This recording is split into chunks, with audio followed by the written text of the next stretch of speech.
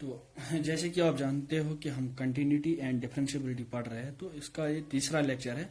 क्योंकि पिछले लेक्चर में हमने ये क्वेश्चन समझा था कि हमारे पास एक फंक्शन है, उसमें है sine of x divide by x plus cos of x when x is not equal to zero, and इस फंक्शन का वैल्यू 2 है जब एक्स 0 के बराबर है।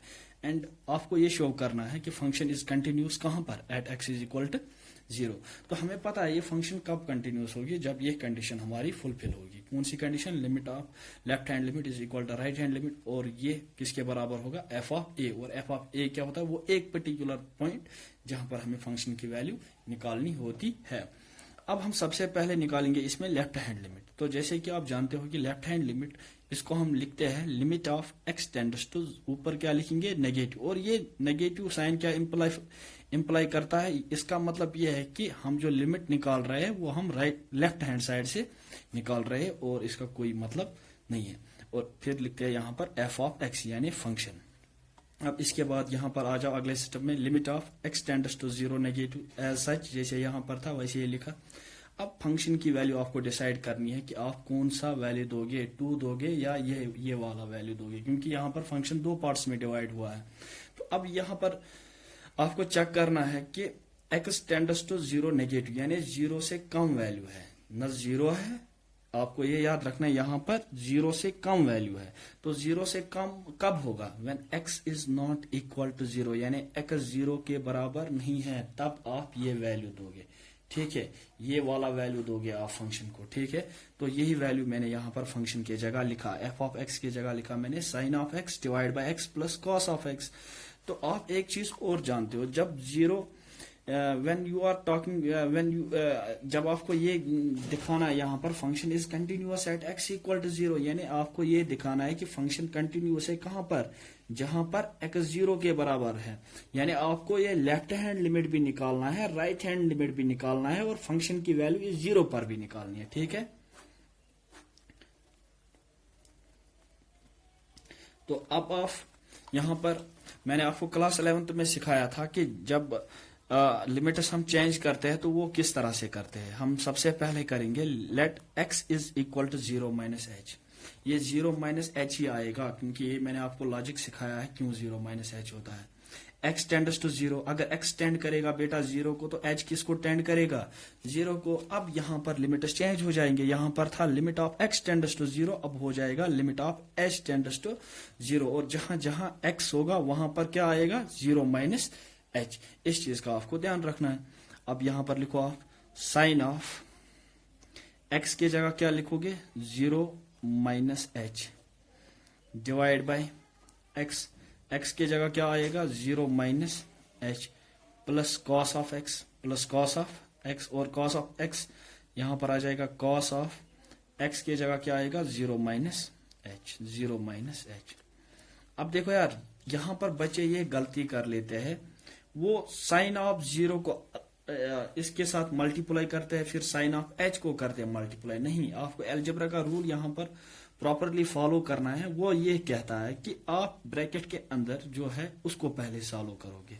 यहाँ पर लिखोगे आप limit of h tends to 0, sine तो साइन ही लिखोगे, 0 माइनस एच क्या आ जाएगा, माइनस एच। ठीक है, डिवाइड बाय 0 माइनस एच क्या आ जाएगा, minus H, plus cos of 0 minus H क्या आ जाएगा, माइनस एच। अब देखो यहां पर आपने प्रॉपरली अलजेब्रा का रूल फॉलो किया। इसके बाद आप क्या करोगे, इसके बाद आप एक काम करोगे यहां पर, इसके बाद आप देखोगे यहां पर limit of h tends to 0, h tends to 0 sine of minus h. और मैंने आपको बताया था क्लास 10th में और क्लास 11th में, जब साइन ऑफ माइनस थीटा होता है, साइन ऑफ माइनस थीटा, बेटा ये किसके बराबर होता है, sine of minus theta, sine of minus theta होता है बराबर minus sine of theta, minus sine of theta. तो ये साइन ऑफ माइनस एच ये किसके बराबर आएगा, minus times sine of H, minus times sine of H divide by H, divide by H, और एच भी यहां पर क्या है, माइनस है, plus cos of minus H यानी cos of minus theta, cos of minus theta, cos of minus theta किसके बराबर होगा, कॉस ऑफ माइनस थीटा किसके बराबर होता है? Cos of theta, cos of theta. तो उस हिसाब से ट्राइगोनोमेट्री के हिसाब से कॉस ऑफ माइनस एच क्या आ जाएगा? Cos of H, cos of H. I hope कि आपको चीजें साथ साथ ही क्लियर हो रही है। तो क्लास 11th में हमने एक रूल पढ़ा था, जब हमारे पास इस तरह कंडीशन होगी, limit of x tends to 0 sine of x divide by x, sine of x divide by x. क्योंकि यहां पर भी आप देख सकते हो कि माइनस से माइनस कट हो जाएगा, यहां पर क्या बचेगा? यहां पर क्या बचेगा? Sine of h by h. तो इसी तरह से हमने क्लास 11th में एक कंडीशन पढ़ी थी, जब हमारे पास इस तरह से होगा, limit of x tends to 0 sine of x divide by x, ये हमेशा किसके बराबर होगा? 1 के बराबर। ये मैंने आपको क्लास 11th के वीडियो लेक्चर्स में समझाया है। तो इसी तरह से limit of x tends to 0, जब कॉस ऑफ एक्स होगा, जब कॉस ऑफ एक्स होगा, वो भी किसके बराबर होगा बेटा? 1 के बराबर। तो इसी रूल को हम यहां पर अप्लाई करेंगे। ये जो रूल मैंने आपको यहां पर समझाया, इसी रूल को हम यहां पर अप्लाई करेंगे। तो एज पर दिस रूल क्या आ जाएगा हमारे पास? ये limit of h tends to 0 जो है, limit of h tends to 0, limit of h tends to 0, minus से माइनस जाएगा तो क्या बचा? Sine of h by h plus cos of h, plus cos of h. Taking limits, तो आपके पास जो वैल्यू आ जाएगा वो आ जाएगा 1 + 1, क्योंकि ये भी आ गया इसी फॉर्म में, sine of x divide by x equal to 1, x tends to 0। यहां पर है limit of h tends to 0 sine of h by h. तो हम जब इनको अलग अलग लिमिट्स लेंगे, ये sine of h by h 1 के बराबर आएगा और कॉस ऑफ एच भी 1 के बराबर, यानी लेफ्ट हैंड लिमिट हमें 2 के बराबर मिला। ठीक है, अब इसके बाद हम निकालेंगे राइट हैंड लिमिट। इसके बाद तो राइट हैंड लिमिट अब हम निकालेंगे। तो आपको पता है कि राइट हैंड लिमिट में क्या करना है हमें, ये तो आपको पहले से ही पता है कि राइट हैंड लिमिट में क्या करना है। हम लिखेंगे limit of x tends to 0 positive f of x, और आप देखोगे 0 के राइट साइड में कौन सा वैल्यू हम फंक्शन का ले लेंगे, ये आप क्वेश्चन से देखोगे। एक्स टेंड्स टू 0 पॉजिटिव, फिर से मैंने लिखा अगले स्टेप में एफ ऑफ एक्स का वैल्यू, वो आप क्वेश्चन से देखोगे।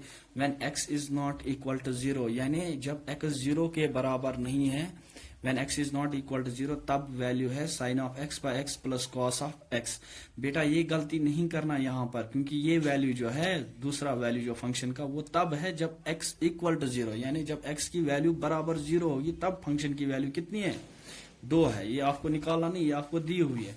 तो यहां पर भी जो फंक्शन की वैल्यू आएगी सेम आएगी जो हमने लेफ्ट हैंड लिमिट में लिया था, वो आएगा sine of x divide by x plus cos of x plus cos of x plus cos of x. अब मैं लिमिटस डायरेक्ट लेता हूं, क्योंकि अब आप समझ गए होंगे किस तरह से चेंज करते हैं limit. Limit of h tends to 0, limit of h tends to 0, वो काम आप खुद कर लेना जो मैंने यहां पर काम किया था। Let x is equal to 0 minus h, x tends to 0, h tends to 0, फिर एक्स की जगह 0 माइनस एच लिया था, एक्स को टेंड 0 को कर रहा था, फिर एच टेंड 0 को कर रहा था, फिर लिमिट्स चेंज किए थे। वो आप काम खुद कर लेना। अब मैं डायरेक्ट करूंगा यहां पर। Limit of h tends to 0, तो साइन ऑफ एक्स, एक्स की जगह क्या आएगा? 0 plus H divide by x की जगह क्या आएगा? 0 plus H plus cos of 0 plus H. अब आप देख सकते हो यहां पर, फर्दर आप देख सकते हो यहां पर, ये आ जाएगा आपका limit of h tends to 0, limit of h tends to 0, sine of H divide by h plus cos of h plus cos of h. देखो बेटा, अब फिर से वही रूल लगेगा इसमें।